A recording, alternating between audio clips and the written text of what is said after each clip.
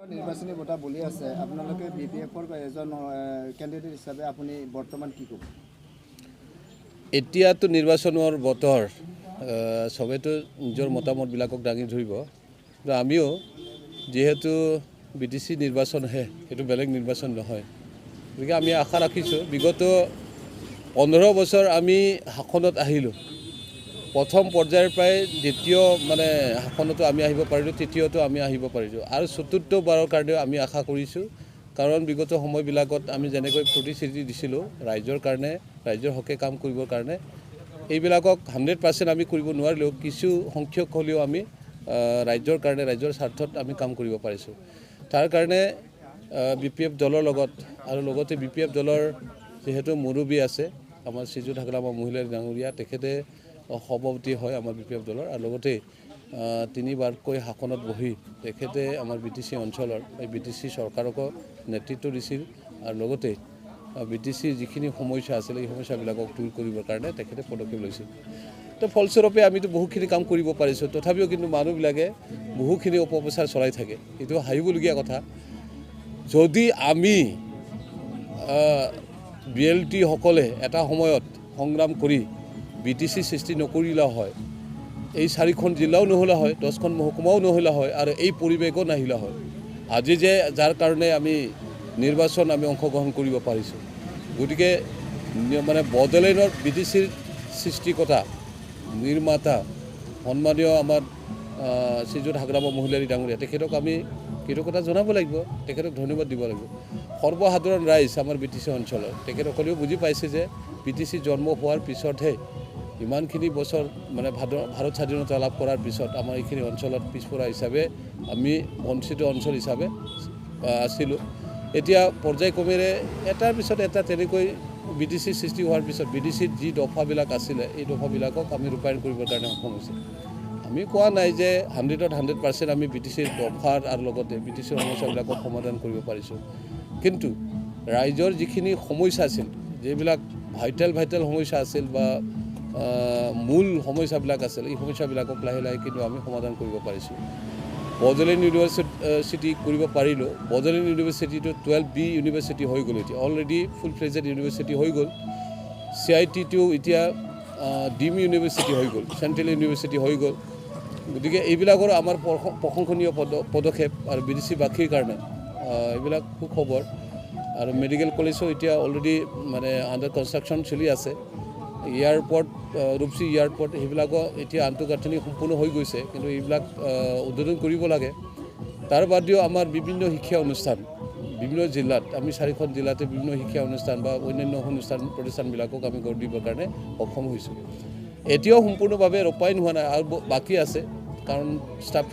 Faculty লাগিব আৰু গভৰ্ণমেণ্টৰ importance লাগিব। কেন্দ্ৰীয় চৰকাৰে যিবিলাকক দিছে আমাৰ বিটিসিলৈ সেইবিলাক পাবৰ কাৰণে আৰু সময় লাগিব, আৰু অসম চৰকাৰৰ পৰা যিখিনি আমি পাইছোঁ এইবিলাককো সময় লাগিব। এটা অনুষ্ঠান হ'ব লাগিলে বহুখিনি সমস্যাৰ সমাধান হ'ব লাগে। ইয়াত ভেৰগাঁও চাব ডিভিজনতো মহকুমা হিচাপে যিখিনি ডিপাৰ্টমেণ্ট চিফ হ'ব লাগে, এতিয়া ডিপাৰ্টমেণ্টবিলাক সম্পূৰ্ণভাৱে চিফ হোৱা নাই, এইটো হ'বই লাগিব। তাৰ বাদেও শিক্ষা অনুষ্ঠান হিচাপে ইয়াত পলিটেকনিক অলৰেডি স্থাপন কৰা হৈছে। এইটো পাঠ্যক্ৰম এতিয়ালৈকে আৰম্ভণি হোৱা নাই, হ'বলৈ গৈ আছে। এইবিলাক লাহেকৈ পৰ্যায়ক্ৰমেৰে হ'ব। তাকেই বিভিন্ন মহলত বিভিন্ন অপপ্ৰচাৰ চলাই আছে আমাৰ বিভিন্ন ৰাজনৈতিক দল বুলি আমি ক'ব নাযাওঁ, কিন্তু স্পেচিয়েলি UPPL ৰাজনৈতিক দলে তেখেতসকলৰ কি উদ্দেশ্য লক্ষ্য আছে আমি নাজানো, কিন্তু তেখেতসকলে অপপ্ৰচাৰ চলোৱাতে তেখেতসকলে ব্যস্ততাত থাকে। মানুহক তেনেকৈ মিছলিড কৰিবৰ কাৰণেহে তেখেতসকলে চেষ্টা কৰি থাকে, কিন্তু আমাৰ বিপিএফ দলৰ নীতি আদৰ্শ তেনেকৈ নহয়।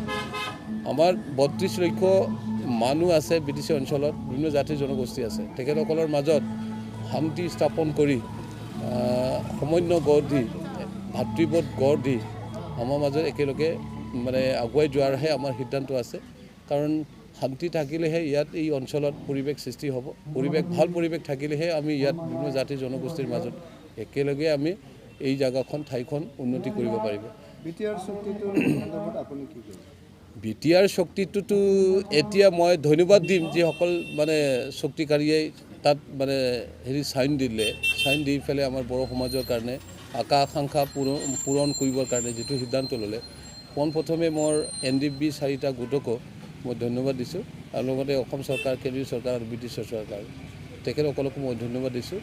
আৰু লগতে আমাৰ নিখিল বড়ো ছাত্ৰ সন্থা আৰু UBPO এখেতসকলকো মই ধন্যবাদ দিছোঁ কিন্তু চুক্তিটোহে হৈছে সেইটো আইনগতভাৱে আইন প্ৰণয়ন হোৱা নাই বা সম্পাদন হোৱা নাই যেতিয়া আইন হ'ব তেতিয়াহে আমি BTRৰ কথা আমি আলোচনা কৰিব পাৰিম তাকে লৈ পেলাইতো এতিয়া নিখিল বড়ো ছাত্ৰ সন্থা আৰু UPPLে মানে প্ৰলোভন দি আছে আমাৰ বড়ো সমাজৰ মাজত বড়ো ৰাইজৰ মাজত তাতে কি পাব কি নাপাব এতিয়া MISত সম্পূৰ্ণভাৱে লিপিবদ্ধ হোৱাই নাই সাংবিধানিকভাৱে তাত আইন প্ৰণয়ন হোৱাই নাই আৰু এই BTRটো আমি কি ক'বলগীয়া কি দৰকাৰ আছে এতিয়া যেই নহওক আমি আদৰিছোঁ সশস্ত্ৰ সংগ্ৰাম যিসকল ব্যক্তিয়ে দীঘলীয়া আন্দোলন কৰিছিল তেখেতসকলৰ উদ্দেশ্য আৰু লক্ষ্য লৈ পেলাই তেখেতসকলে সদশেষত ভাল চিন্তা কৰি পেলাই মূল খুঁটিলৈ আহি পেলাই আমাৰ বড়ো সমাজৰ মাজত বা এই BTC অঞ্চলত ঘূৰি আহি আমাৰ BTCৰ বাসীৰ মাজত মানে শান্তি সম্প্ৰীতি বজাই ৰাখিবলৈ কাম কৰিবলৈ ওলাই আহি আছে আৰু তেখেতসকলৰ অস্ত্ৰবিলাকক সমৰ্পণ কৰিছে কাম কৰিবলৈ ওলাই আহি আছে সেইটো প্ৰশংসনীয় পদক্ষেপ তাৰ কাৰণে মই NDB 4টা গোটকো মই ধন্যবাদ দিছোঁ BTRত কি পাব কি নাপাব এতিয়া যেতিয়া আইন প্ৰণয়ন হ'ব সংবিধানৰ আধাৰত এই চুক্তিটো সম্পূৰ্ণ ৰূপায়ণ হ'ব তেতিয়াহে আমি বুজি পাম বা ক'ব পাৰিম যে BTRৰ পৰা কিবা নহয় কিবা এটা পাম বা কিবা এটা নহয় কিবা এটা বিভিন্ন জাতি জনগোষ্ঠীৰ কাৰণে তাত অধিকাৰ নিশ্চয়কৈ থাকিব সেইবিলাকক আমি পিছত আলোচনা কৰিম কিন্তু এতিয়া বৰ্তমান তাকে লৈ ফালে আমাৰ নিখিল বড়ো ছাত্ৰ সন্থা আৰু প্ৰমোদ বড়ো ডাঙৰীয়াই এটা সময়ত তেখেতে আন্দোলন কৰিছিল আন্দোলনক নেতৃত্ব দিছিল সেই মানুহজনৰ মানে ভাষণত মানে কমিটমেণ্টত কথা কৈছিল বড়ো সমাজৰ মাজৰ কাৰণে বা বড়ো সমাজৰ কাৰণে আমি ছেপাৰেট ষ্টেট নোহোৱালৈকে কেতিয়াও আমি স্থগিত নাৰাখোঁ আমাৰ আন্দোলন অব্যাহত থাকিব তাৰপিছত ডিভাইড এছাম 50-50 বা অন্যান্য শ্লোগান দি পেলাই তেখেতে আন্দোলনটো নেতৃত্ব দিছিল কিন্তু আজি কি দেখিবলৈ পালোঁ আমি না ছেপাৰেট ষ্টেট হৈছে না কিবা এটা ভাল মানে একৰ্ড কৰিব পাৰিছে এইবিলাকক নকৰাকৈ বড়ো জাতিক প্ৰবঞ্চনা বা তেনেকৈ কি বুলি ক'ব সেইটো বড়ো সমাজক মানে বিপৰীত পৰিচালিত মানে কৰাৰ নিচিনাহে তেখেতে মানে নিজকে স্বীকৃতিপ্ৰাপ্ত লৈছে আমি ভাবিছোঁ তেখেতে যেনেকৈ কৈছিল সেনেকৈয়ে তেখেতে কাম কাজত মানে আগুৱাই নিব লাগিছিল বা বড়ো জাতিক নিব লাগিছিলে এতিয়াতো 50-50 হোৱা নাই ছেপাৰেট ষ্টেটো হোৱা নাই তেখেতে স্থগিত ৰাখি ফালে BTR চুক্তি কৰিলে BTR চুক্তিটো আমি দেখিবলৈ পাইছোঁ তেনেকৈ মানে বেলেগ ধৰণৰ একত ইয়াতে হোৱা নাই আমি যদি হৈছিলে আমি MISত দেখিবলৈ পালেহেঁতেন যে এই BTRৰ পৰাই কেনেকৈ পাৱাৰ এণ্ড ফাংচন হ'ব ইয়াৰ ব্যৱস্থাপনাবিলাক কেনেকৈ হ'ব আমি গম পালোঁ হয় শিক্ষা অনুষ্ঠানটোতো আমি ৰাজনৈতিকভাৱে লৰণ কৌশলেৰে যদি আমাৰ ৰাজনীতিটো স্থিতি ঠিকেই থাকি থাকে 5 বছৰ মূৰে যদি ৰাজনীতি ভালদৰে চলি থাকে তেতিয়াই দুখন কেন্দ্ৰীয় চৰকাৰৰ পৰা আবেদন নিবেদন কৰি অসম চৰকাৰৰ পৰা আবেদন নিবেদন কৰি যিখিনি প্ৰাপ্য সেইখিনি পৰ্যায়ক্ৰমে হৈয়ে থাকিব পায়ে থাকিব মই তাৰ কাৰণে দীঘলীয়া মানে কথা ক'ব বিচাৰা নাই BTR সম্পৰ্কে তাত যিখিনি শিক্ষা অনুষ্ঠানবিলাকক দিছিল প্ৰাপ্যবিলাক দিছিল সেইটো পৰ্যায়ক্ৰমে অট'মেটিকেলি আমাৰ BTCত মানে চলি থকা সময়তে লাহেকৈ এটাকৈ ৰূপায়ণ হৈ গৈ আছিল উদৰ ভৱিষ্যতে এই BTC থাকিলেও এইখিনি অনুষ্ঠান এনে হ'লেও আমি পালোঁ হয় এনে হ'লেও মানে পাই গ'লা হয় কিন্তু এতিয়া চুক্তিৰ লগত এই মানে দফাবিলাকক আনিছে এই সুবিধাবিলাকক আনিছে সেইটো বেয়া কথা হোৱা নাই কিন্তু সম্পূৰ্ণ বাস্তৱত ৰূপায়িত ৰূপ দিয়াৰ পিছত আমাৰ জনসাধাৰণৰহে লাভ হ'ব গতিকে সেইটো ক্ষেত্ৰত মই ক'ব নাযাওঁ কিন্তু এতিয়া যে বড়োসকলৰ মাজত বড়ো ৰাইজক লৈ ফালে যি সিদ্ধান্ত লৈছিল যি পৰিকল্পনা লৈছিল সেইটো বাস্তৱত কিয় ৰূপায়ণ নকৰিলে আমাৰ প্ৰমোদ বড়ো ডাঙৰীয়াই তাৰ কাৰণে বড়ো সমাজে তেখেতক প্ৰশ্ন সোধক ছেপাৰেট ষ্টেট ক'ত গ'ল তেখেতৰ মানে সৰ্বাংগীন যিখিনি বড়োৰ সমস্যা আছিল এই সমস্যাবিলাক কিয় সমাধান নকৰিলে এতিয়াওতো যিখন আমাৰ মাননীয় প্ৰাক্তন সাংসদ চাংচুমা খংগৰ বৈষম্যতাৰীয়ে তেখেতে এই মাৰ্চৰ যোৱা 8 তাৰিখত আকৌ নতুনকৈ অভিৱৰ্তন মানে অনুষ্ঠান পাতিবলগীয়া হ'ল কি কাৰণত পাতিবলগীয়া হ'ল আকৌ BTRক লৈ পেলাই সংশোধন কৰিব লাগে BTRত মানে তেনেকৈ বড়ো সমাজে একো নাপায় বুলি তেখেতে অৱগত কৰাইছে কিয় ক'বলগীয়া হ'ল আমাৰ চাংচুমা খংগৰ বৈষম্যতাৰীক সুধি ল'লে হ'ল আমাৰ বড়ো সমাজে তাৰ কাৰণে অনুৰোধ কৰিছোঁ মই এই BTRক লৈ পেলাই আমি ৰাজনীতি কৰিব বিচাৰা আমাৰ ৰাজনীতি হৈছে BTC সৃষ্টি হোৱাৰ পিছৰ প্ৰায় যিখিনি শক্তিত মানে আধৰুৱা হৈ থকা দফাবিলাক আছে এইবিলাকক আমি ৰূপায়ণ কৰিব লাগিব আৰু ৰাজনৈতিকভাৱে ৰণ কৌশলেৰে আমি কেন্দ্ৰীয় চৰকাৰৰ পৰাই যি পাওঁ অসম চৰকাৰৰ পৰাই যি পাওঁ সেইটোকে সৰ্বসাধাৰণ ৰাইজৰ কাৰণে সাৰ্বাংগিক উন্নতিৰ কাৰণে আমি কৰিব লাগে এইখিনি আমাৰ BPF-ৰ আৰু লগতে আমাৰ BTC-বাসীৰ কাৰণে মূল উদ্দেশ্য আৰু লক্ষ্য আগন্তুক যিটো নিৰ্বাচন 4 এপ্ৰিলৰ হ'ব ইয়াত আপুনি এজন প্ৰতিদ্বন্দ্বিতা প্ৰাৰ্থী হিচাপে মুখ্যতঃ কাৰ লগত প্ৰতিদ্বন্দ্বিতা হ'ব বুলি আপুনি ভাবে এতিয়াতো কেণ্ডিডেট নায়েই দেখোন ক'বলৈ গ'লে আজিৰ তাৰিখলৈকে এইটো হাঁহিবলগীয়া কথা অহাকালিয়ে মানে আমি নমিনেশ্যন দাখিল কৰিম আজিৰ পৰাই দাখিল কৰিম আজি ৰবিবাৰ আজিতো অফিচ বন্ধ আজি নকৰে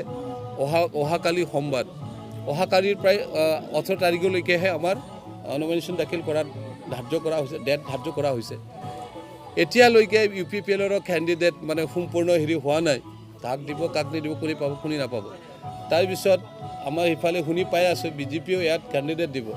কেণ্ডিডেট দিলেও কোন মানে কেণ্ডিডেট প্ৰাৰ্থীটো হ'ব তেখেতসকলৰ পৰাও এতিয়াও স্পষ্ট